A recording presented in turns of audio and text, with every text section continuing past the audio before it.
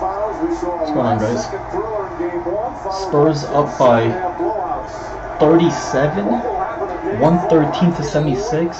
Heat ball. Norris Cole just got fouled. 31.8 seconds left to go in the game. Let me give you guys a glimpse here. What a blowout, man. Sometimes to get the attention of your team is much easier after a horrific blowout than it is in a close loss. Well, the Heat are 5-0 after losses in the playoffs. And all look at those numbers. That is not good at all. It's average at best.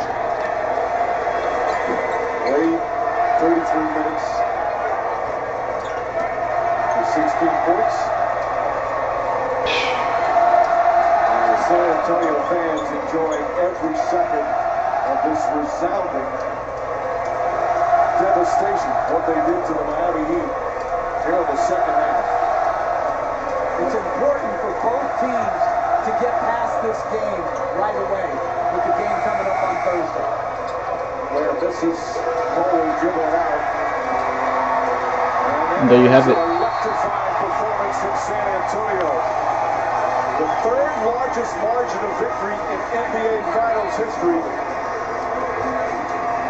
A brilliant performance by the Spurs.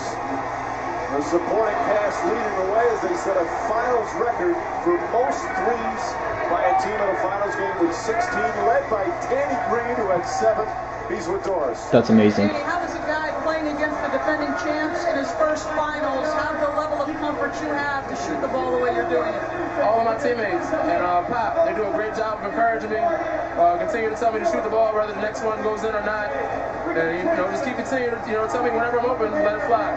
They all seem to be going in. What is the level of comfort your team defense has with the kinds of shots, those jumpers you're giving to Dwayne and LeBron? Well, we want to make them take tough shots. They missed a couple. Obviously, it worked this game, but next game we know they come out differently. So we're not comfortable at any point defensively, but we got to continue to be active and be aggressive and get our hands on loose balls. Danny, thank you. Thank you. All right, Doris. Just an unbelievable shooting display from Danny Green and Gary Neal. San Antonio takes a 2-1 lead in these NBA Finals. Much more to come, including SportsCenter on ESPN, as the San Antonio Spurs bounce back big here in Game 3. Wow, that is just absolutely devastating, as Mike Breen said. All right, let's see here. 1 second.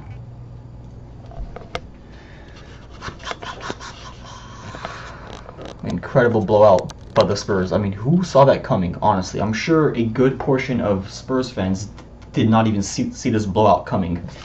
Then again, I could be wrong, but I'm just giving you my honest opinion. Wow. Let's see here. So 113 to 77, 36-point blowout. I mean, is that just something else? Not to mention, this was the third largest margin of defeat in NBA Finals history, 36 points.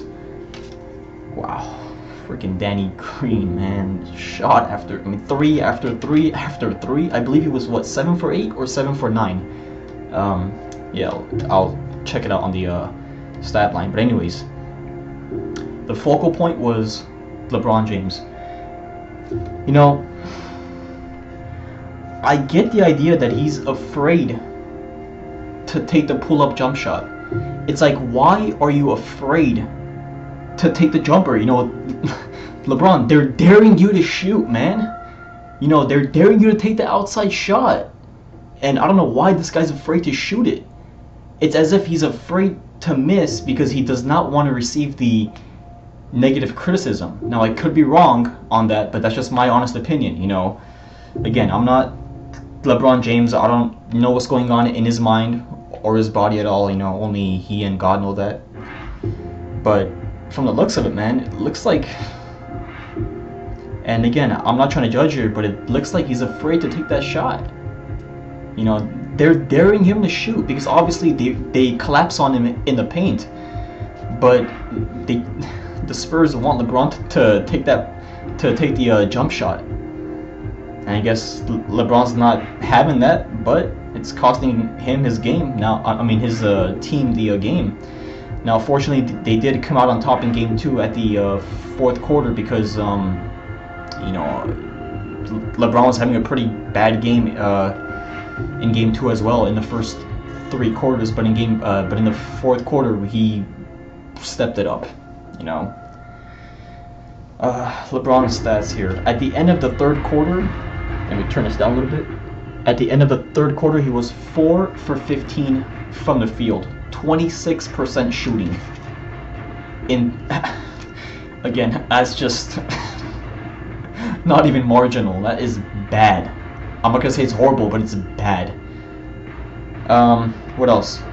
So LeBron finished the game with 15 points on, again, a marginal performance of 7 of 21 shooting from the field. 33% shooting. Basically 1 out of 3 from the field. And this is what, you know, this is yet something else that Jordan had that LeBron doesn't. For those of you who still, for some delusional reason, love to compare LeBron and Jordan. LeBron left the game with 5:20 to go in the fourth quarter. You know, it's like, why would you leave the game? I mean, I understand that it's a very slim to none chance of your team to come back and win, but at least stay in the game and show your heart, you know. Just, you know, go out there and give it your all in the entire fourth quarter, you know. Don't just give up.